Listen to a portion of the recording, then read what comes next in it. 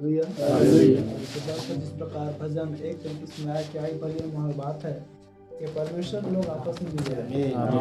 और नबी ने इस बात को बताया है कि दुष्ट कभी भी नहीं चाहता कि मसीह के लिए आपस में इकट्ठे हुए। मतलब नबी बता रहे हैं कि शैतान जो है आरंभ से या फिर जो कलीसियाओं में या लोगों में या भाइयों में अलगाव को लेकर आता है, दुष्ट सूर से आता है। और लेकिन फिर भी शाम प्रभु ने हमारे हृदय में एक नई उजाला और एक नई शाम को देने के लिए इकट्ठा किया। प्रभु में धन्यवादित है। हालेलुया। और जब भाई बहन मसीह के देह या मसीह की अंग एक देह होने के आपस में इकट्ठे होती है, तब तक शैतान कमजोर होता है। और जब मसीह के देह में फूट पड़ता है, तब शैतान आनंदित होता है। इसलिए वचन में आए, कभी भी संगति और वचन में या आपस में एक मन बने रहने की कभी भी हम दूरी न बनाए। और इसलिए हम देखते हैं शिवा की रानी जो दक्षिण देश से दूर देश से सुलेमान की वचन सुनने के लिए वो नदी समुद्र और दूरियों को तय करके वो आई थी। और तब नबी बता रहे हैं कि उस समय भूल चुकी थी कि मैं रानी हूँ, वो भूल चुकी थी कि मेरा भी राजभवन है, वो भूल चुकी थी कि मैं भी एक शासन करने वाली हूँ। परंतु एक दासी के रूप में, एक दासी के समान रूप धारण करके अपने आप को सुलेमान के चरणों में जाकर वो अर्पण चढ़ाकर और सुलेमान को राजा स्वीकार कर फिर उसके बुद्धि की वचनों को सुना और जीवन को पाया। हालेलुया। तब उसके विषय में गवाही आया है कि इस युग में जो बुरे लोग हैं और जो अच्छे लोग उनके साथ में उठकर उन बुरे लोगों के न्याय में खड़ा होगी। हालेलुया। एक और हम घटना देखते हैं नए में, जब इसी एक छत के नीचे में प्रभु यीशु मसीह जो है वो उपदेश कर रहा था और एक मनुष्य था जो 38 वर्ष के रोगी व्यक्ति था और उनको मालूम चला कि यहीं पर इसका जीवन है, यहीं पर कुछ छुटकारा है और यहीं पर इनको चंगाई मिलना है। तब हर एक घर का एक द्वार होता है। हालेलुया।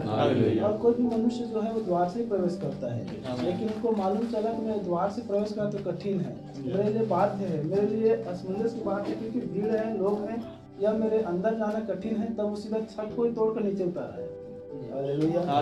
तब प्रभु ने उसको कहा कि तू अपने खाट उठा और चल फिर। याद रखिए प्यार बहन, जीवन पाने के कोई क्रम नहीं है। हालेलुया। क्या समझ पा रहे हैं?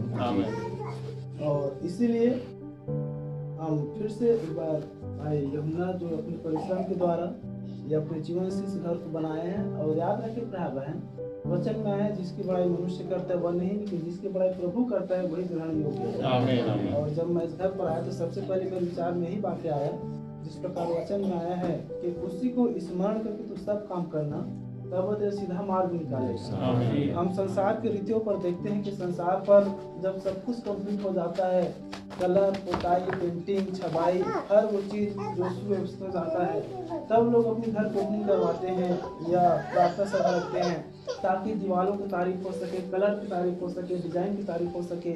लेकिन हम प्रभु में धन्य है कि भाई ने अपना जीवन से प्रथम स्थान प्रभु को दिया है। कि भले हम उबड़ खाबड़ में बैठे हैं लेकिन प्रभु की तारीफ करें। हालेलुया। क्योंकि आप हो सकता है 1 महीना बाद 4 महीना फिर से आप आए, कलरों को देखे, डिजाइनों को देखे, सजावट को देखे, बोले यहाँ पर बहुत अच्छा किए हैं, ये बहुत अच्छा किए, लेकिन यह सारी आदर, सारी महिमा, सारी सुंदरता हमारे प्रभु की। हालेलुया। और इसीलिए हम जितने आप प्रभु की उपस्थिति में बैठे हैं, यदि आपके पास पवित्र शास्त्र वचन है तो मेरे साथ निकाल लेंगे। इब्रानियों की किताब उसका 3 अध्याय जो 10 से हैं वो बैठे रहें, जो खड़े हो सकते हैं प्रभु को स्वागत में खड़ा सकते हैं।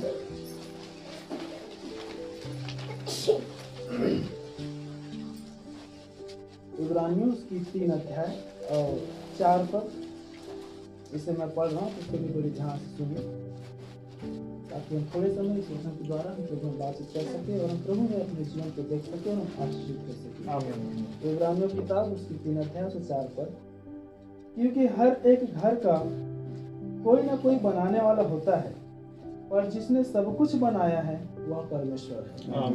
प्रभु अपने वचन के पढ़े और सुने जाने द्वारा हम सबको आशीष करें। अपने सिर झुकाएं, अपने हाथ बंद करें। हमारे पवित्र अति पवित्र सेनाओं के यहाँ परमेश्वर एकत्रित सबके महान उपस्थिति में स्वयं चुका है प्रभु। हम देखते हैं स्वामी जहाँ तेरी महिमा होती है वहाँ सुंदरता नहीं होती प्रभु। इसलिए जंगलों में परमेश्वर तेरी महिमा उत्पन्न होती थी, लेकिन वहाँ कांटे था, कटारे था, नदियाँ था, झाड़ियाँ था, सूखे पहाड़ था, चट्टान था, गर्मी था प्रभु, प्यास था स्वामी, लेकिन वहाँ से जीवन को सोता फूट निकलता था और वो चट्टान स्वयं यीशु मसीह था। प्रभु हम देखते हैं तेरे दिनों में खुदा लोग भूखे मरते थे, लोग घास पर बैठते थे, झीलों पर होते थे, आंधियां होती थी, तूफान होती थी, लेकिन वहाँ से प्रभु पहाड़ी उद्देश्य जीवन द्वारा से लोग ले आता था प्रभु। खुदा भले कुछ सुंदरता हमारी दृष्टि पर ना दिखाई दे, भले हम पर जमीन में खड़े बैठे या इस समय टिके हैं प्रभु, लेकिन आपके जीवन के वचन हमारे जीवन में आ सके। इस जगह बातों को फिर से कोई अनुकूलित हाथ में समर्पित करते हैं प्रभु। जिस प्रकार आपके वचन में आया, मूसा कहा अपने प्रभु पौलुस के द्वारा कि जिस भूमि पर तू खड़ा है वो पवित्र है। यीशु मसीह यहाँ पर जो तेरे लोग खड़े पवित्र है, मैं सोचूंगा इसलिए भूमि भी यीशु मसीह के नाम में पवित्र हो जाए, ताकि पवित्रता का वातावरण आ जाए प्रभु, और सुनने वाले और बोलने वाले पर अपने अनुग्रह मांगते और सारी महिमा आपको चाहते रहे। प्रार्थना यीशु मसीह के नाम में करते हैं।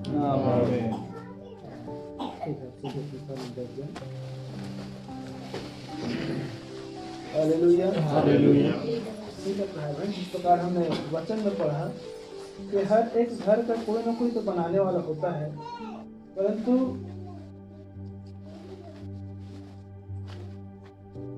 जिसने सब कुछ बनाया है, चाहे वो देखी हुई हो चाहे अनदेखी हुई हो, वह परमेश्वर है।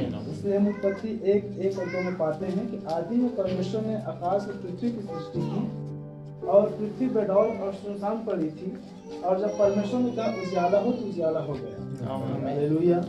और इसीलिए नबी के द्वारा जब हम असत्याभास को पढ़ते हैं और एक और हम संदेश को सुनते हैं आश्चर्यजनक किंतु सत्य, तब हम पाते हैं कि जो कुछ भी दिखने में आता है, पेड़ हो, पौधे हो, समुद्र हो, बादल हो, जीव हो, जंतु हो, जानवर, सब कुछ को परमेश्वर ने कहा और वैसा ही हो गया। आमीन। हालेलुया। और जिस प्रकार हम पर देख रहे हैं कि हर एक घर का कोई ना कोई बनाने वाला होता है, पर जिसने सब कुछ बनाया है वो परमेश्वर है। प्रिय अगर संसार की एक रीत है, संसार में जो कोई किसी भी चीजों की सृष्टि करता है, या क्षमा करें सृष्टि करता मतलब तो जीवन डालता वाली सृष्टि करता नहीं है, किसी भी चीजों को रूप देता है या आकार देता है, तो उसका कोई ना कोई एक मालिकाना हकदार होता है, या उस चीज को बनाने वाला का एक मालिक या एक नाम होता है। हालेलुया। क्या आप लोग समझ पा रहे हैं? वो किसी भी चीज हो सकता है, और इसी रीति से हम देखते हैं विज्ञान की भी दृष्टिकोण से आज जो कुछ भी हमारे उपयोगों में आता है या जो कुछ भी हमारी आवश्यकताओं से जुड़ी बातें हैं, हर एक चीजों को किसी न किसी ने खोज किया है, किसी न किसी ने उसको बनाया है, और तब उसके आविष्कारक के रूप में उसका नाम को दर्ज कर दिया गया है। हालेलुया। और यहाँ पर भी हम देख रहे हैं कि जो ईंट पत्थर और गारे की घर बना है, इसका एक मालिकाना अधिकार या इसका एक मालिका हमारे भाई यूहन्ना उनके पूरे परिवार है। हालेलुया। और इसी प्रकार देखते हैं हर एक चीजों का, अब चाहे कितना भी छोटे छोटे झोपड़ी हो या कितना महल हो, हर एक का बनाने वाला कोई ना कोई होता है। हालेलुया। लेकिन याद रखें प्रिय बहन, जिस प्रकार हम संसार में चीजों को देखते हैं कि संसार में देखी हुई सृष्टियों की, देखी हुई रचनाओं की या बनाई हुई प्रतिमा और आकार की, उनकी महिमा, पूजा या आराधना होती है। नबी कह रहे हैं जिस चीजों पर अधिक महिमान्वित होता है वही मूर्ति पूजा है। चलो सुन पा रहे हैं? इसीलिए संसार पर देखिए हर एक व्यक्ति अपने बनाने के पीछे या बना हुआ चीजें के पीछे एक नाम को पाना चाहता है। चलो सुन पा रहे हैं? और इसलिए जब किसी भी चीजों की प्रतिमा या जब किसी भी चीजों की सुंदरता अत्यधिक लोकप्रिय हो जाता है, तो उसके बनाने वाले भी संसार मिटाने की प्रयास कर देते हैं। ये भी सच्चाई है। चाहे आप आगरा की ताजमहल को देखो, उसकी बनाने वाला मनुष्य का नाम शाहजहां था, और जिस शाहजहां ने उसको बनाया था उसके हाथ को ही काट दिया ताकि दोबारा उतनी सुंदर रचना उन्नत कर सके, तो कभी तारीफ को पा सके। चलो सुन पा रहे हैं?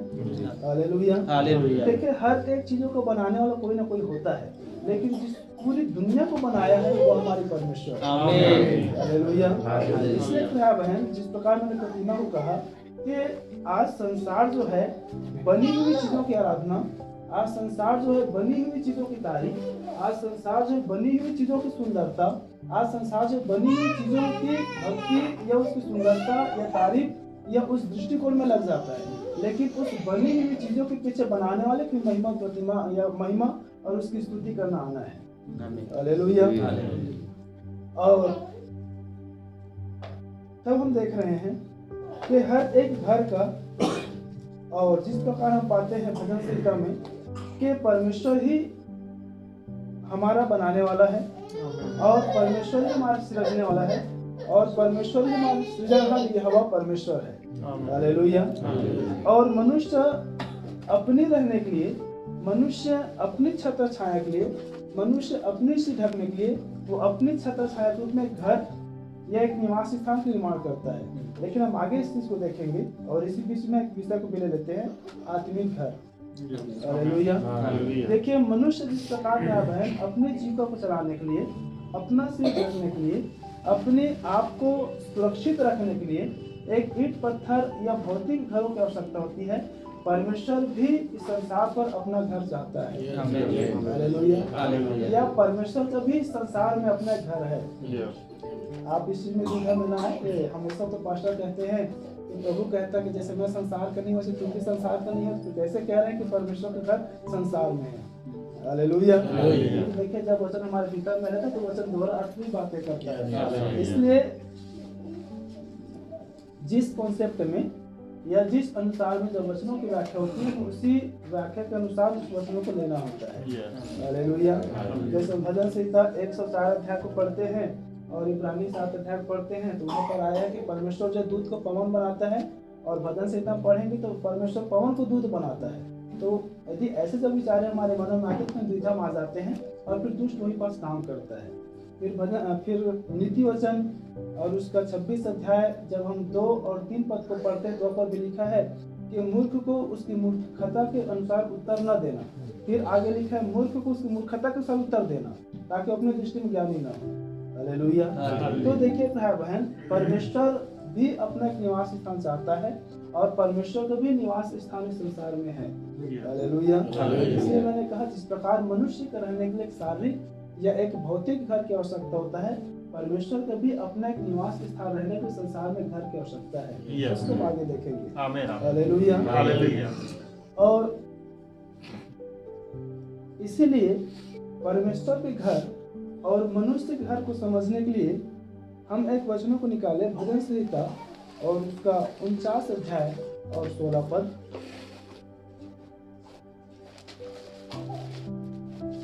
भजन 49:16। जब कोई धनी हो जाए और उसके घर का वैभव बढ़ जाए तब तू भय ना खाना। देखिए यहाँ पर दाऊद इस बात को समझा रहे, कह रहे हैं जब कोई धनी हो जाए और उसके घर का कोई वैभव बढ़ जाए, और उसके घर की कोई वैभव बढ़ जाए तब तू भय न खाना। तब तू भय।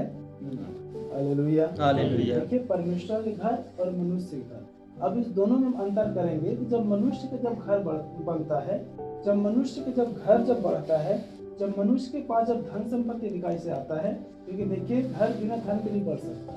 क्या आप समझ पा रहे हैं? घर बिना धन संपत्ति के नहीं बढ़ सकता, नहीं बन सकता। जब धन संपत्ति आते तभी घर बन पाता है। हालेलुया। और यहाँ पर दाऊद इसी बात को कह रहा है, जब किसी धनी मनुष्य को देखे या जब किसी का धन जब बढ़ जाए, और उसके घर का वैभव बढ़ जाए, और जब उसके घर की वैभव भी बढ़ जाए, तब तो भय न खाना। तब तो भय न खाना। आमीन। संसार के मनुष्य की या मनुष्य की कमजोरी होता है भाई बहन, जब एक मनुष्य के संसार में धन बढ़ता है, धन के द्वारा वैभव बढ़ता है, और याद रखें वैभव के द्वारा गिरावट आती है। क्या आप सुन पा रहे हैं? आमीन। और यही कारण है कि जब घर जितनी धन बढ़ता है, उस धन ही इस बात को प्रमाणित करता है, या उसकी घर की जो आकार है, या घर की जो डिजाइन है, या घर की जो वैभव है, वो उसके धन को प्रमाणित करता है कि कितना धनी मनुष्य है और उसके धन के अनुसार इसका वैभव कैसा है। हालेलुया। हालेलुया। और इसी बीच में फिर कह रहा है कि जब किसी का धन बढ़ जाए और जब उसके घर की जो वैभव बढ़ जाए, तब उस घर से तो भय न खाना। आमीन। सुन पा रहे हैं? हालेलुया। देखिए कितनी बार कई सारे बातों को रखने भी थोड़ी सी कठिनाई जाती है और कितनी सारी बातों को समझने में कितनी बार कठिनाई जाती है। हालेलुया। इसलिए आप लोग बड़ी बातों को थोड़ा चिल बना कर रखें ताकि उन बातों को समझ सकें।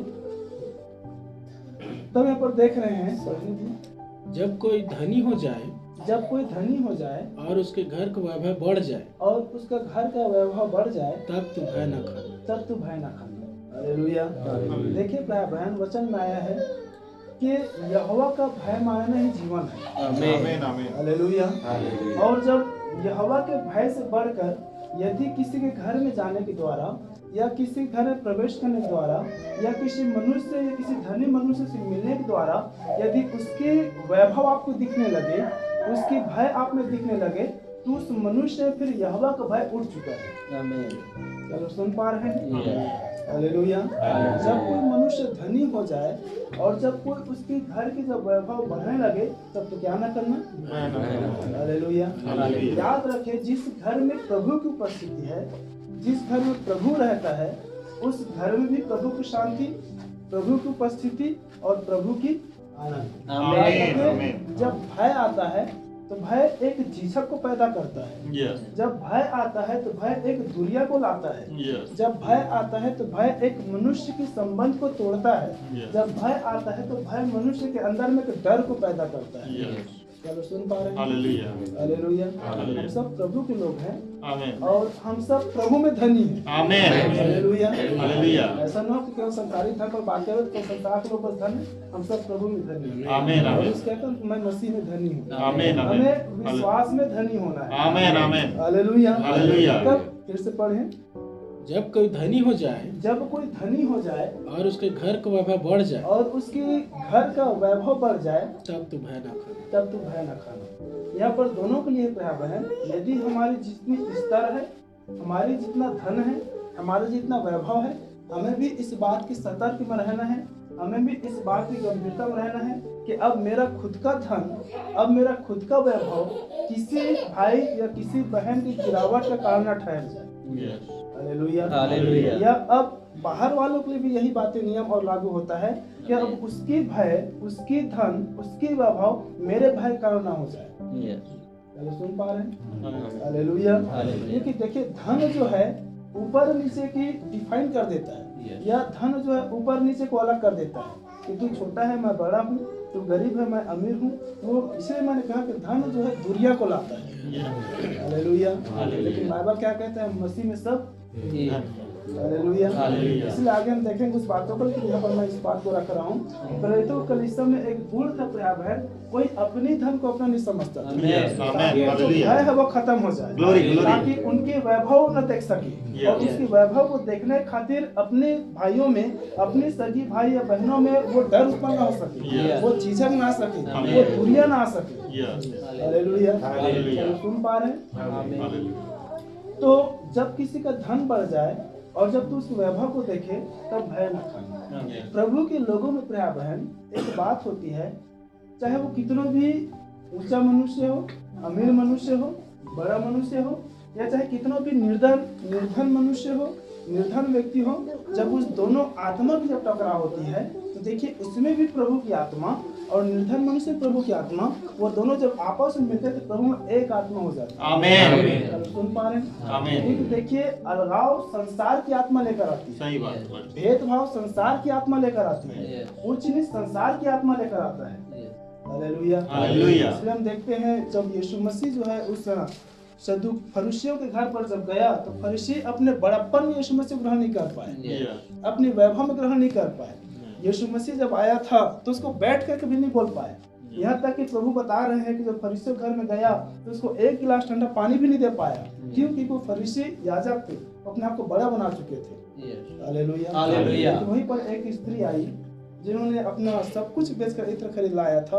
वो किसी को नहीं देखा, वो ऊंच नीच नहीं देखा, भेदभाव को नहीं देखा, परंतु वही जो अपने आप को धनी बना लिए थे फरीसी, जब उस स्त्री को देखा तब यीशु मसीह पर कुड़कुड़ाने लगे।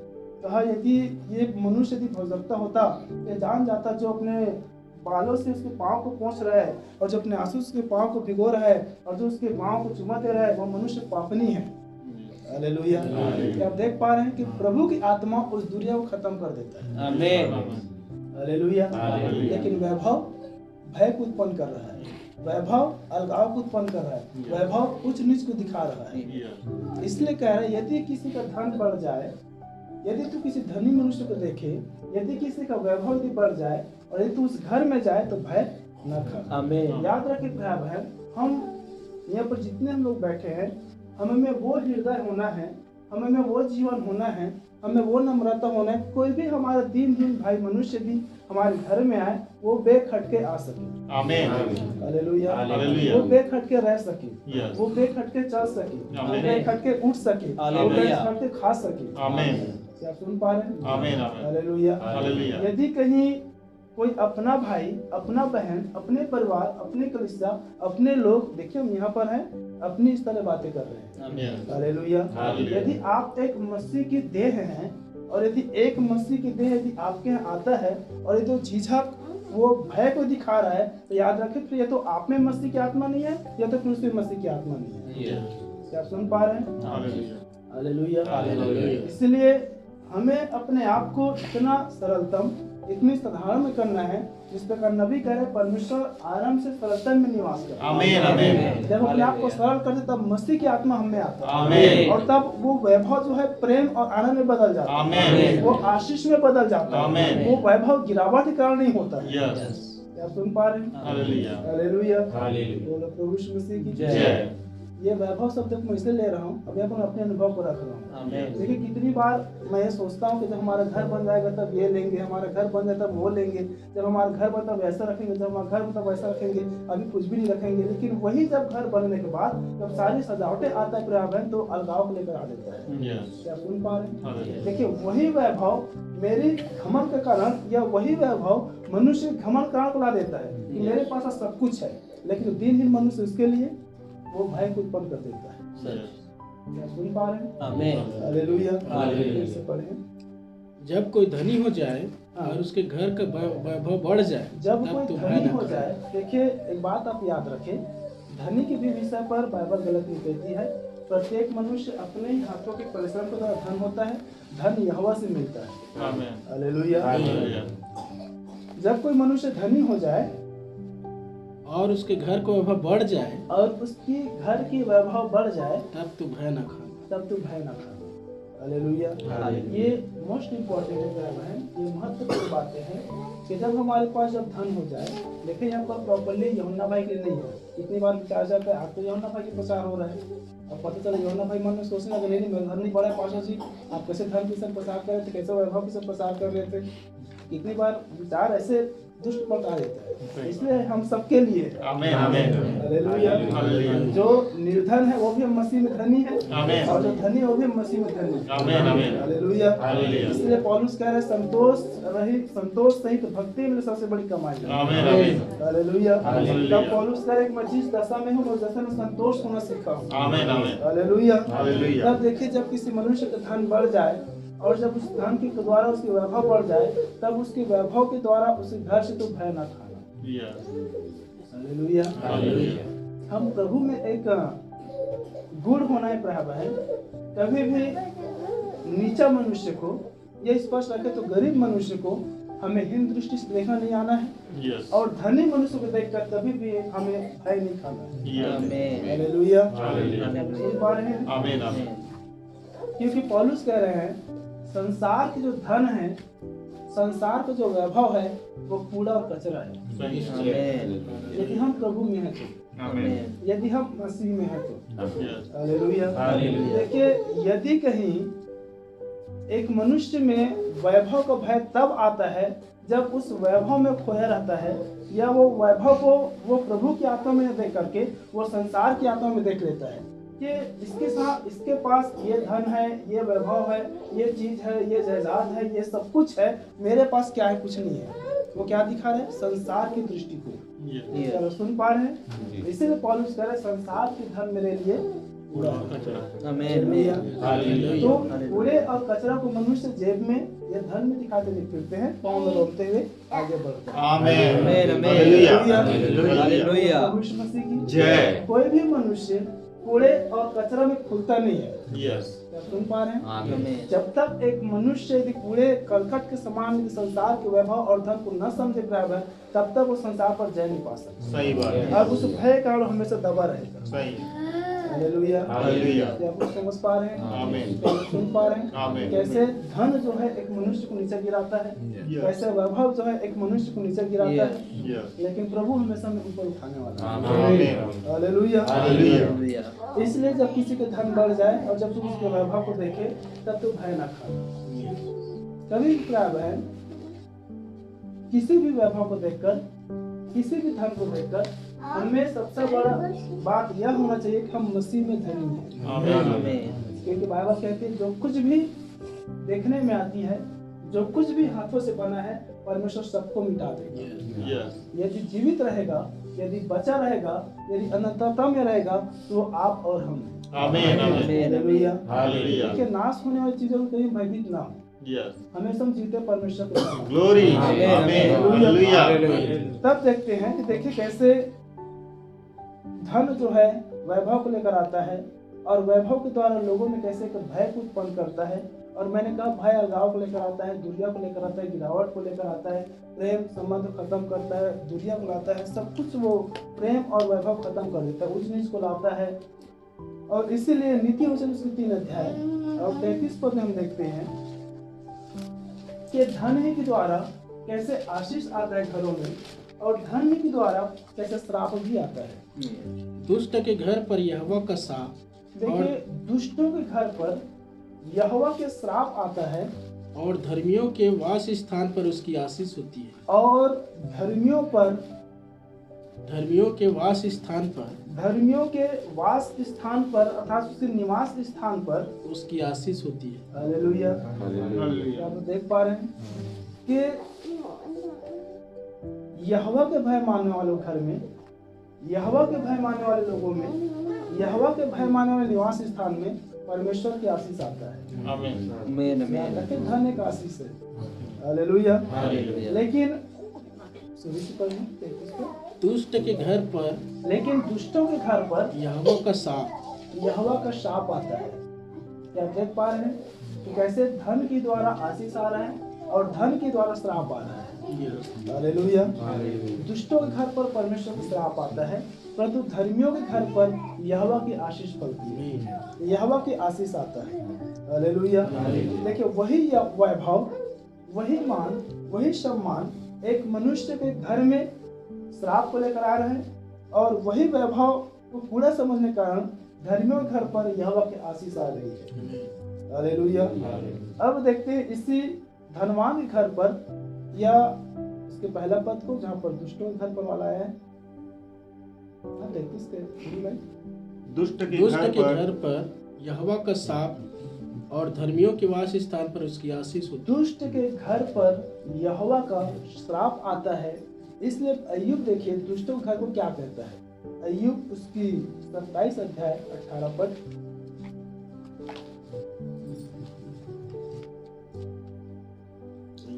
हाँ, 27 अध्याय उसका 18 पद। उसने अपना घर हाँ, कीड़े का सा बनाया और खेत के रखवाले की झोपड़ी के समान बनाया। देखिए ड्राइवर है, ये सोर के राजा अर्थात लूसीफर के विषय पर आया है। लूसीफर सर्वांग सुंदर था, वो धनी था, उसके पास वैभव था, सब कुछ था, और उसके विषय पर अय्यूब बता रहा है, परमेश्वर उसमें होकर बातें कर रहा है।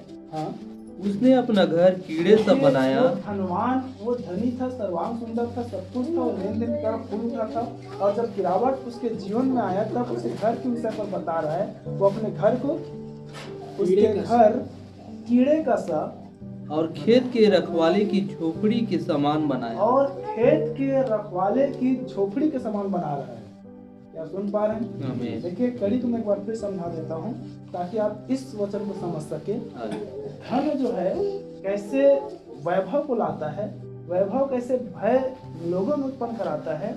जब लोगों में भय उत्पन्न उसकी संपत्ति के द्वारा आता है, तब उस मनुष्य में परमेश्वर के द्वारा गिरावट आता है। जब गिरावट आता है तब दुष्टों के घर पर श्राप आता है, और श्रापित घर को यहाँ पर अय्यूब के द्वारा परमेश्वर बातें कर रहा है कैसे वो अपने घर को कीड़े के समान बनाया है। अब क्या आप समझ पा रहे उस कड़ी को? वो अपने घर को कीड़े के समान बना रहा है और मानो ऐसे बना रहा है जैसे खेत में प्लाट में लोग एक झोपड़ी पन्नी को तान कर रहते हैं, उस दृश्य से इसकी महल को झोपड़ी के समान बता रहा है। हालेलुया। क्योंकि आप उस पूरे वचनों को पढ़ेंगे तो स्वर्ग के राजा के विषय में है, स्वर्ग का राजा अर्थात लूसीफर के विषय में। हालेलुया। तो उसने अपना घर कीड़े का सा बनाया और मानो खेत में झोपड़ी है उसके समान वो बनाता है। और ये जो है प्रभाव है उस दुष्ट मनुष्य का है, यह जो है उस गिरावट वाले मनुष्य का है। परंतु अब हम देखते हैं आत्मिक घर के विषय में। हालेलुया। यहाँ तक हमने देखा संसार की रीति रिवाज, संसार की सुंदरता, संसार के घर, लेकिन हम विषय लिए थे आत्मिक घर। हालेलुया। अब उस वचन को हम देते हैं कि जैसे मैं संसार के नहीं हूँ वैसे तुम भी संसार के नहीं हो। संसार के मनुष्य या संसारिक मनुष्य संसार की सुंदरता, संसार के वैभव, वो संसार को देखता है प्राय बहन, लेकिन जो प्रभु में है वो प्रभु की नम्रता, प्रभु की दीनता, प्रभु की आत्मा, वो प्रभु को देखता है। हालेलुया। हालेलुया। तब देखिए प्रभु क्या कह रहे हैं, लूका सुसमाचार और उसके 19 अध्याय और 46 पद।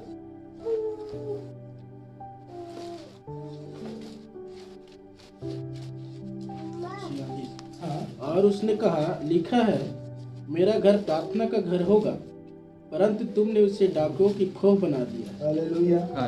देखिए प्राय बहन, वो एक मनुष्य भले प्रभु में हो सकता है, एक मनुष्य भले प्रभु में रह सकता है, लेकिन जब घर में धन आता है, वैभव आता है, भय आता है, गिरावट आता है, गिरावट के द्वारा श्राप आता है, श्राप के द्वारा उसकी महल रूपी घर भी अय्यूब के कहने के अनुसार कीड़ा जैसे दिखाई दे रहा है, वो खेत में रहने वाला झोपड़ी समान दिखाई दे रहा है। परंतु प्रभु के घर की क्या गुण है? प्रभु अब कह रहे हैं मेरा जो घर है वो अब प्रार्थना का घर कहलाएगा। हालेलुया। देखिए जहाँ कहीं प्रिय बहन, यदि घर में आने के बाद, घर में प्रवेश करने के बाद, घर में यदि अंदर आने के बाद यदि वचन की तारीफ, प्रभु की तारीफ, प्रार्थना, संगति यदि प्रभु की महिमा नहीं हो पाती है तो याद रखें वही बात है जो डाकुओं का खो है। क्या सुन पा रहे हैं? क्योंकि प्रभु यीशु मसीह सारी मुहिम लेते हैं। जब आराधनालय में गए तो भला यह होता कि उस आराधना में प्रभु की भक्ति, आराधना, भजन, वचन, प्रचार, संगीत, गीत, चर्चाएं होती रहती, लेकिन ऊपर लोग लेन देन खो चुके थे। आज भी जिस घर में यदि प्रभु की वचन, तारीफ, संगति, प्रार्थना, आराधना होती है वो डाकुओं की खो बना हुआ है। क्या सुन पा रहे हैं? अब ये केवल भाई यमुना के लिए नहीं है, तो सबके लिए। इसलिए भला है कि आज भी यमुना भाई के लिए निर्णय समय कि प्रभु ये जो घर है प्रार्थना का घर कहला सके। हालेलुया। क्योंकि प्रभु कह रहे हैं कि जो मेरा घर है, देखिए स्वर्ग के राजा के समय क्या है, उसने घर बनाया था, लूसीफर ने घर बनाया है। लूसीफर के घर को परमेश्वर कीड़ा कह रहा है। मेरा घर क्या कीड़े के समान है। तो कैसा घर बनाया? झोपड़ी के समान बनाया है। वो भी कैसा झोपड़ी? जो मानो खेत में एक तंबू या पन्नी या लकड़ी को डालकर जो रहने वाले लोग हैं उसके समान तो बनाया। लेकिन मेरा घर क्या कहलाएगा? प्रार्थना का घर। हालेलुया। बोलो प्रभु यीशु मसीह की, मेरा घर प्रार्थना का घर कहलाएगा, परंतु तुमने उसे डाकुओं के खोह बना दिया। परंतु तुमने उसे डाकुओं का खो बना दिया है। अब एक प्रभु के घर को देखते हैं कि जो प्रभु के घर है प्राय बहन, चाहे ये शारीरिक घर हो चाहे आत्मिक घर हो। क्या सुन पा रहे हैं? चाहे शारीरिक घर हो चाहे आत्मिक घर हो, यदि वो प्रभु की घर है तो प्रभु के घर पर और प्रभु के घर में। क्या लोग सुन पा रहे हैं? प्रभु के घर पर और प्रभु की घर में, मतलब आप और मैं, और घर पर मतलब जहाँ आप और हम रहते हैं। हालेलुया। यदि हम प्रभु में हैं और यदि ये प्रभु का घर है तो यहाँ के द्वारा भी और यहाँ के द्वारा भी प्रभु की आराधना होगी, प्रभु की प्रार्थना होगी, प्रभु की संगति होगी, प्रभु की चर्चाएं होंगी। हालेलुया। क्योंकि प्रभु का मनसा क्या है कि मेरा जो घर है वो प्रार्थना का घर। हालेलुया। देखिए भौतिक घर में प्राय बहन, भौतिक घर में प्रार्थना नहीं होने की वजह से वो डाकुओं का खो बन जाता है। क्या आप समझ पा रहे हैं? क्योंकि वो जो आराधनालय था वो परमेश्वर का घर था, लेकिन परमेश्वर जब स्वयं आकर देखा, वहाँ आराधना नहीं हो रहा था, वहाँ प्रार्थना नहीं हो रहा था, वहाँ यहाँ चर्चाएं हो रही थी, हंसी मजाक इकट्ठे हो रहा था, लेन देन हो तो सारी गपशप की बातें हो रहा था, इधर की बातें हो रहा था, उधर की बातें हो रहा था। इसलिए प्रभु ने कहा भला होता तो ये घर में मेरा आराधना प्रार्थना घर कहलाता, लेकिन तुमने क्या किया है? हालेलुया। आज भी देखिए हर एक परिवारों में, हर एक घरों में प्रार्थना मोस्ट इम्पोर्टेंट है। प्रार्थना अति महत्वपूर्ण है। घर में प्रार्थना होनी है, घर में प्रार्थना होती रहनी है। यदि कितना भी हमें वैभव की न मिले, कितना भी हमें अच्छा छाता छाया क्यों न मिले, यदि उस घर पर यदि प्रार्थना नहीं होता है तो डाकुओं का क्या सुन पा रहे हैं? अब आते हैं, मेरा घर प्रार्थना घर कहलाएगा। घर पर प्रार्थना होना है और दूसरी बात है घर में प्रार्थना होना है। हालेलुया। अब आप कैसे प्रार्थना करेंगे? इजरायलियों के लिए परमेश्वर ने एक नियम ठहराया था, तो उठते बैठते लेटते चलते फिरते हर समय तो यहोवा परमेश्वर की चर्चा किया करना, तब तुम जीवित रहोगे। हालेलुया। बोलो प्रभु यीशु मसीह की। हर समय प्रभाव है, यदि हम प्रभु की आराधना, प्रभु की भक्ति, प्रभु की वचन की धुन, प्रभु की बातों की धुन, हम प्रभु की ओर अपनी धुन को लगा के चलते हैं, तब ये घर में भी उसकी आराधना होती रहती है, ये घर में भी उसकी प्रार्थना होती रहती है। हालेलुया। बोलो प्रभु यीशु मसीह की जय। जैसे पौलुस कहता है, मैं शरीर में भी गाऊंगा, या मैं शरीर में भी बातें करूंगा, मैं आत्मा में भी बातें करूंगा, मैं शरीर में भी बोलूंगा, आत्मा में बोलूंगा, शरीर में प्रार्थना करूंगा, आत्मा में प्रार्थना करूंगा। तो आत्मा में प्रार्थना करना क्या है? आप उठते बैठते लेटते चलते फिरते खाते समय पीते समय हर समय प्रभु को धुन लगाए रहते हैं, तब आपके शरीर में परमेश्वर की आराधना होती रहती है, तब आपका शरीर प्रार्थना घर पर आता है। हालेलुया। और जब परिवार में अपने घरों में बैठते हैं, तब आपका घर प्रार्थना का घर कहलाता है। क्या आप समझ पा रहे हैं कि प्रभु के घर की क्वालिटी और दुष्ट के घर की क्वालिटी? क्या आप दोनों का अंतर कर पा रहे हैं? हालेलुया। और भौतिक घर में प्रभाव है, यदि प्रार्थना नहीं हो पाती है तब वो डाको खो बन जाता है। और ये शारीरिक घर में, शरीर रूपी घर में यदि प्रार्थना नहीं हो पाती है, तब इस शारीरिक घर में परीक्षाएं आती है। चलो सुन पा रहे हैं? जब शारीरिक जीवन से या शारीरिक परमेश्वर घर में यदि प्रार्थना नहीं हो पाती है, तब परीक्षाएं आती है। दो चीज हम देख रहे हैं यहाँ पर, क्योंकि दो भाग में बढ़ चुका है, भौतिक जहाँ पर रहते हैं और एक शारीरिक जो हम जीवित हैं, और परमेश्वर दोनों के द्वारा अपनी महिमा को लेना चाहता है। हालेलुया। तो यदि इस घर पर यदि प्रार्थना नहीं होता है तो डाकुओं को बन जाता है। हंसी ठट्ठा करने वाले चोर डकैत डाकू लुटेरे नशेड़ी भंगड़ी हर लोग यहाँ पर आएंगे, वो अपनी मनमानी करेंगे, घर वालों को तंग करेंगे, उदाबाजी करके बाहर निकल जाएंगे। लेकिन यदि घर पर प्रार्थना होगी तो बाहरी लोग गलत आत्मा वाले बार आने को भी सोचेंगे। Yes amen. हालेलुया। सुन पा रहे हैं? ये डाकुओं खो नहीं है। हालेलुया। डाकुओं खो में कौन जाता है? चोर लपेट हर वो उपद्रव करने वाले व्यक्ति जाता है और आता है। लेकिन यदि प्रार्थना घर है, एक गलत व्यक्ति आने के लिए भी एक बार सोचेगी, और जब आएगी तो वो कुछ बुझ कर आएगी और कोई भी गलत हरकत करके नहीं जा सकती, क्योंकि यहाँ पर प्रभु की आत्मा रहेगी। आमेन आमेन। हालेलुया। बोलो प्रभु यीशु मसीह की आमेन। और वैसी प्रभाव है, यदि शारीरिक देह में शारीरिक घर में प्रार्थना नहीं होती है, देखो मेरा घर प्रार्थना घर कहलाएगा। आमीन। हालेलुया। यदि शारीरिक घर में भी प्रार्थना नहीं हो पाती है, तब परीक्षाएं आती है, चाहे शारीरिक हो, चाहे मानसिक हो, चाहे पारिवारिक हो, चाहे आर्थिक हो, किसी भी क्षेत्र में हो, चाहे गरीबी में हो, बीमारी में हो, शोक में हो, कर्ज में हो, दुख में हो, चिंताओं में हो, निराशा में, किसी प्रकार से जीवन में कार्य करता रहेगा, क्योंकि अब उस देह से परमेश्वर की प्रार्थना उठा ली गई है। परमेश्वर की मनसा क्या है? मेरा घर प्रार्थना करता है। आमीन। बाबा क्या कहता है? विश्वास की प्रार्थना से बहुत कुछ हो सकता है। आमीन। घर में भी प्रार्थना प्रभाव से सब कुछ हो सकता है। आमीन। हालेलुया। इसलिए प्रभु को मनसा कि मेरा घर प्रार्थना के घर कहलाएगा। आमीन। हालेलुया। हालेलुया। बोलो प्रभु यीशु मसीह की जय। अब देखते हैं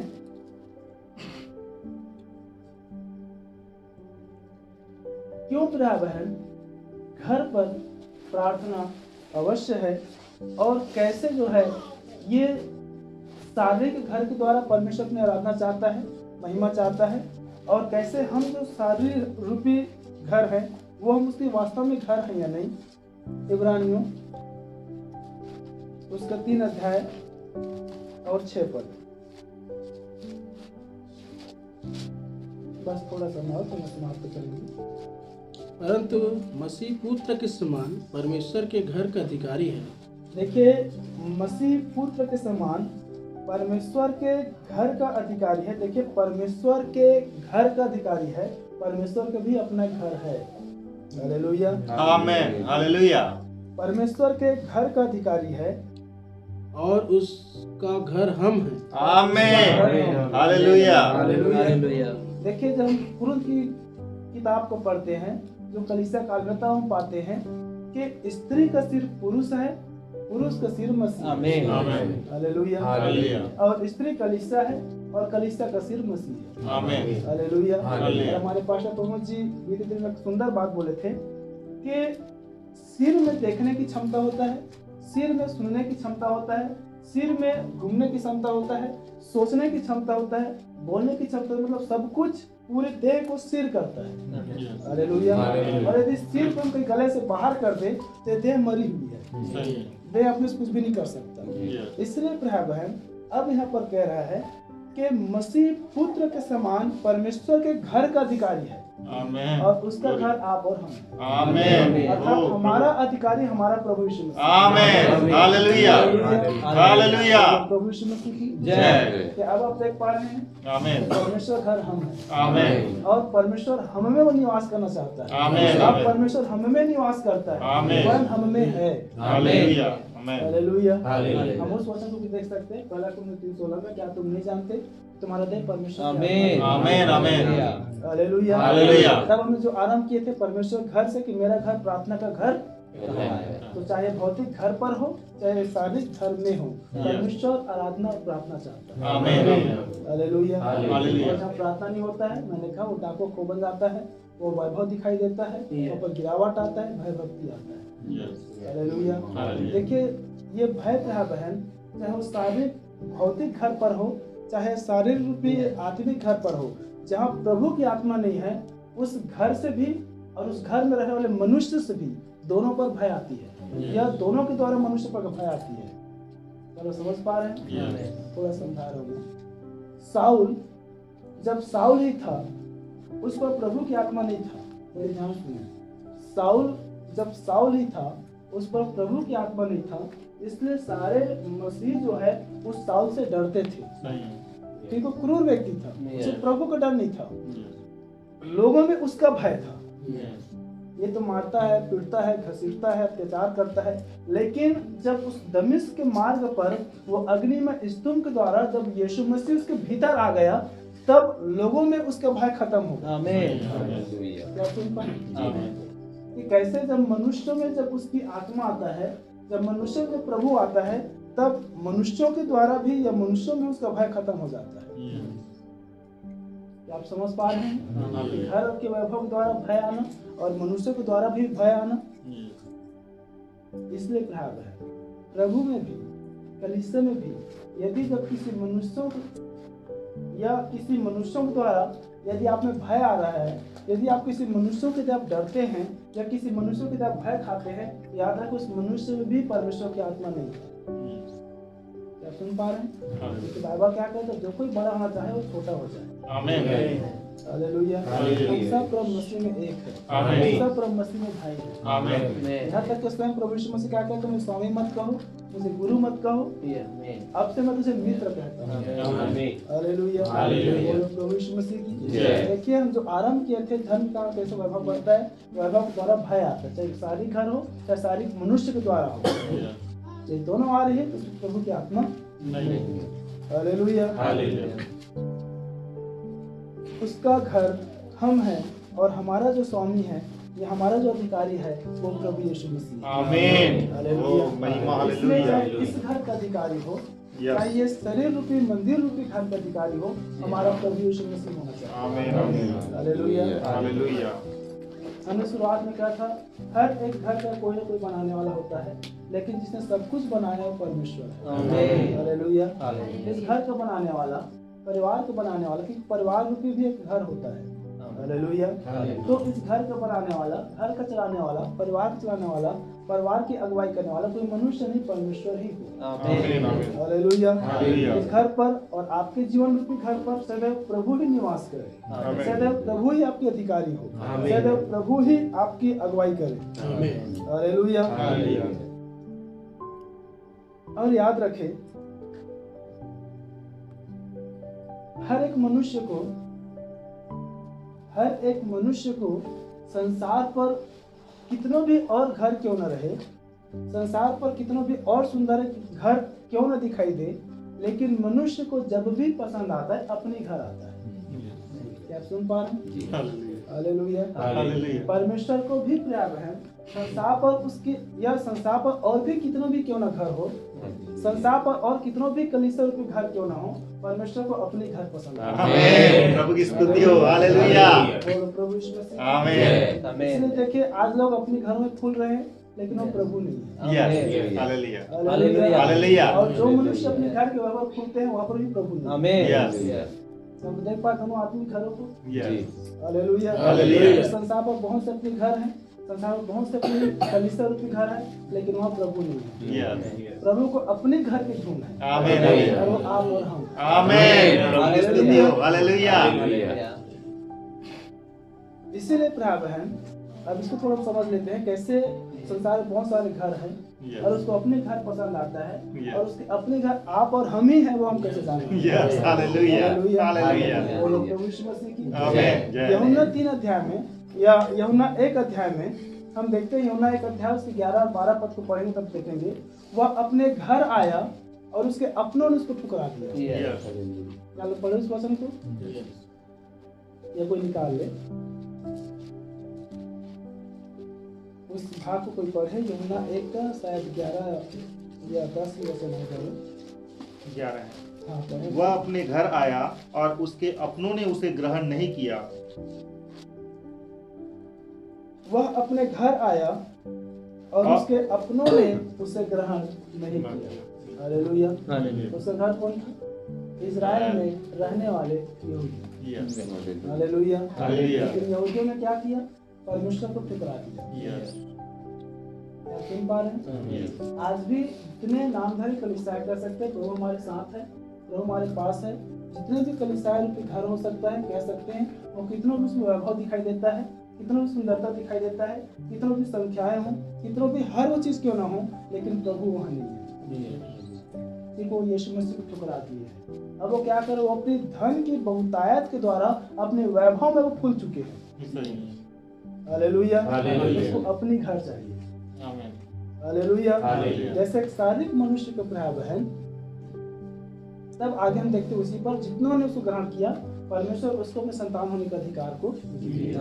हालेलुया। तब हम आगे देख रहे थे कि संसार पर बहुत से घर हो सकते हैं, संसार पर बहुत से आपको सुख, आराम, इलाज मिल सकता है, लेकिन जब आपकी ध्यान खिंचाएगी, जब आपकी विचार आएगी, तो अपनी घर पर।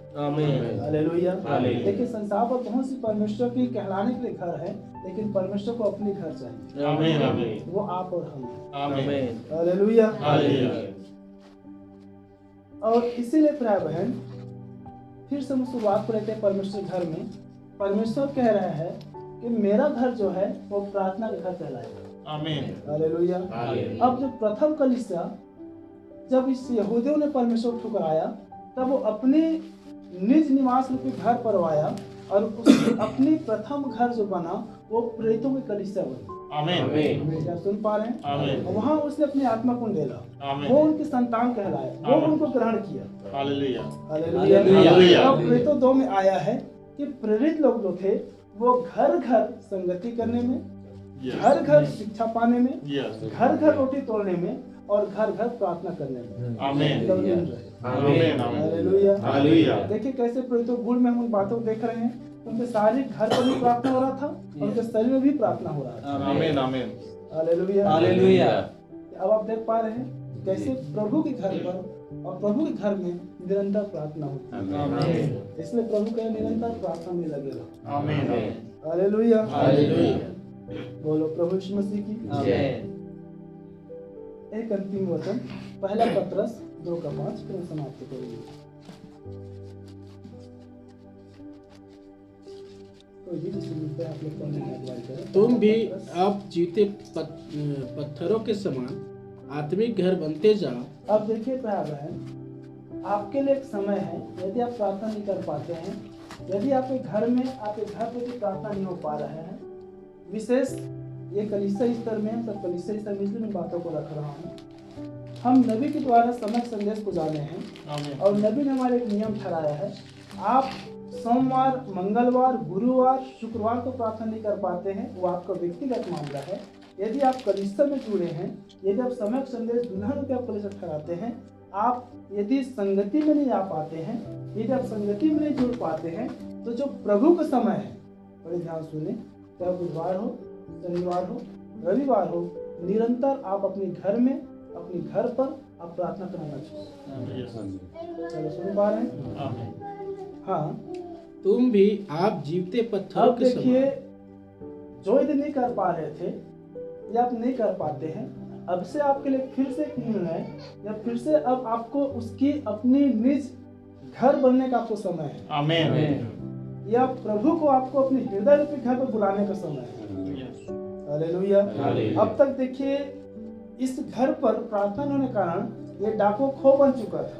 आप हो सकता है यहाँ टहलते हो, वहाँ टहलते हो, टीवी देखते हो, मोबाइल चलाते हो, घूमते हो, फिरते हो, सफर करते हो, सांझ के समय ये करते हो, वो करते हो, लेकिन अब ये घर प्रार्थना का घर कहला जाए। आमीन। हालेलुया। अब प्रभु कह सके मेरा ये घर प्रार्थना का घर है। हाँ, तुम भी आप जीते पत्थरों के समान तुम भी आप जीवते पत्थरों के समान आत्मिक घर बनते जाते हो, आत्मिक घर बनते जाते हो, जिससे याजकों का पवित्र समाज बनकर, जिससे याजकों का पवित्र समाज बनकर ऐसे आत्मिक बलिदान चढ़ाओ ऐसे आत्मिक बलिदान चढ़ाओ जो यीशु मसीह के द्वारा परमेश्वर को ग्रहण है। जो यीशु मसीह के द्वारा परमेश्वर को ग्रहण योग्य है। हालेलुया। अरे आत्मिक बलिदान क्या है? देखिए, शारीरिक बलिदान लहू बहाना था, त्याग करना था, परित्याग करना था, लेकिन परमेश्वर से पसंद नहीं होता है। हालेलुया। आत्मिक बलिदान हमारी आराधना, प्रार्थना, भक्ति, संगति, प्रभु के भय भक्ति, उसकी उपस्थिति में जीना चलना, ये आत्मिक बलिदान है। आमीन। हालेलुया। और इसके द्वारा हम क्या करें? हम उसी घर बनते चले जाएं। आमीन। हालेलुया। हालेलुया। एक और मैं आपको बता दूं, पर आया पवित्र याजकों का समाज, आप और हम ही पवित्र याजक समाज है। आमीन। हालेलुया। हालेलुया। तो अलग विषय चला जाए, इसको नहीं पूछ रहे हैं। बोलो प्रभु यीशु मसीह की जय। और याजकों को मैं थोड़ा सा गुण बता दूं। याजकों को पवित्र होना होता है, याजकों को एक धर्मी मनुष्य होना होता है, याजकों को पाप, बुराई, अधर्म, संसार की आत्मा से अलग होना होता है। सेम यदि आप उस पवित्र याजकों का समाज बनने के लिए अपने आप को जब आत्मिक नयापन बनाते हैं, आप उसके घर को प्रार्थना घर बनाते हैं, तो याद रखें, जिस प्रकार याजक साफ सुथरा होता है, ये शारीरिक साफ सुथरा स्थानों में प्रभु की उपस्थिति आता है। आमीन। क्या हम सुन पा रहे हैं? शारीरिक घरों में या भौतिक घरों में सुव्यवस्थित ढंग से रखने के द्वारा प्रभु की उपस्थिति, प्रभु की आशीष, प्रभु की शांति घर पर बनी रहती है। हालेलुया। इसमें पूरी कलीसिया के लिए ये बातें हैं। आप अपने घर को अस्त व्यस्त न रखें, सुव्यवस्थित रखिए। उसके द्वारा प्रभु की उपस्थिति की पहचान आपके परिवारों और आपके घर के द्वारा बाहर आती है। हालेलुया। और वैसे ही भाई बहन, जब आप अपने इस देह रूपी घर को जब आप सुव्यवस्थित रखते हैं, देखिए संसार की आत्मा को देख रहे हैं, संसार और डिनोमिनेशन रूपी परमेश्वर घर को नाना प्रकार की बातों से सजा रही है। चाहे उस शारीरिक मनुष्य को भी हम देखें, स्त्रियों को, पुरुषों को, वो अपनी इच्छा से जो पा रहे हैं वो पहन रहे हैं, जैसे पा रहे हैं वैसे बाल रख रहे हैं, जैसे पा रहे हैं वैसे अपने श्रृंगार कर रहे हैं। लेकिन प्रभु के घर क्या चाहिए? मन की नम्रता और दीनता। आमीन। हालेलुया। हालेलुया। तो याद रखें भाई बहन, ये शारीरिक सफाई हो चाहे ये भौतिक सफाई हो, प्रभु की उपस्थिति को दिखाता है। हालेलुया। हालेलुया। इसलिए संसार की तड़क भड़क, संसार की चक्करचौंध से बचा रहे, और जो प्रभु को भाता है हम उन चीजों को ध्यान करें। हालेलुया। तब हम उस दुष्ट मनुष्य के समान उस धन के वैभव से बचे रहेंगे, हम उस श्राप से बचे रहेंगे, हम उस घर पर, चाहे हमारे घर कितना भी अच्छा क्यों ना हो, देखिए उस घर पर प्रभु को उपस्थित नहीं है तो बाइबल कह रही है वो कीड़े से लिखा है। हालेलुया। लेकिन प्रभु क्या चाह रहा है कि मेरा घर प्रार्थना घर है। हालेलुया। इसका घर आप और हम। हालेलुया। इसलिए निरंतर हम प्रभु की घर है, हम प्रभु की मंदिर हैं, प्रभु की उपस्थिति में प्रभु की उपस्थिति को अपने जीवन में निरंतर हम लेते रहें। हालेलुया। और हमेशा केवल इस घर के लिए नहीं, हम सब अपने अपने घरों पर, अपने अपने घर रूपी मंदिर पर हम प्रभु से ही प्रार्थना करें, प्रभु आप घर पर नहीं, मुझ घर में आप आ जाए। हालेलुया। और साथ ही जितने आप में पवित्र समाज, जो हम पवित्र लोग प्रभु में उपस्थित खड़े हुए हैं, हम सब के लिए एक अच्छा समय है और भाई के लिए भी एक अच्छा अवसर है कि आज प्रभु को अपने घर पर, प्रभु को अपने घर में और प्रभु को अपने परिवार में, प्रभु को अपने जीवन में उतार लें। हालेलुया। घर और एक घर में निरंतर प्रभु की प्रार्थना हो सके, निरंतर ये घर प्रार्थना का घर कहला सके। हालेलुया। देखिए, जब प्रार्थना हटती है, जब हम लोगों से मिलते हैं, तो याद रखें इसकी भी गिरावट है पॉजिटिव। जब प्रार्थना घर पर होती है तो जो कुछ भी आपको प्राप्त होता है आप उसकी सेवा प्रभु को देंगे। आमीन। आप सुन पा रहे हैं कि मेरा वो हैसियत नहीं था, या मेरा औकात नहीं था, या मेरा वो स्तर, या मेरा वो क्षमता नहीं था कि मैं बनवा सकता, या जो कुछ भी आज मुझे प्राप्त हो सकता है प्रभु है। हालेलुया। आप सुन पा रहे हैं? प्रार्थना होता है सब कुछ आप प्रभु को समर्पित करें। पौलुस क्या कहते हैं? आज मैं जो कुछ भी हूँ प्रभु के अनुग्रह से। हालेलुया। और ये प्रार्थना नहीं होता है मैं बनवाया हूँ, मेरा परिश्रम है, देखो मेरा घर देखो, ये कमरा देखो, वो रूम देखो, ये देखो टॉयलेट देखो, बाथरूम देखो, ये देखो गीजर देखो, फलाना देखो, हर वो चीज फिर दिखेगा। क्या आप सुन पा रहे हैं? प्रार्थना की गिरावट और उसके लाभ, इसलिए प्रार्थना होगी, इसलिए प्रार्थना होगी। हालेलुया। प्रार्थना जब होगी भाई बहन, आप अपने आप को पीछे करेंगे और प्रभु आगे आएगा। प्रभु अपने वचन के द्वारा हम सबको आशीषित करें। अपने सिर झुकाएं और अपने आंखें बंद करें और हम प्रार्थना में जाएं और कहें, प्रभु यदि मुझ में कोई गिरावट की बातें हैं, यदि मेरी खुद की धन, मेरी खुद की संपत्ति, मेरा खुद का वैभव, यदि मेरे किसी भाई, मेरे किसी बहन, मेरे किसी लोग, मेरे किसी अपनों को यदि गिरावट कारण हो रहा है, वो झिझक उत्पन्न कर रहा है, वो अलगाव को पैदा कर रहा है, वो गिरावट को ला रहा है, वो दुनिया को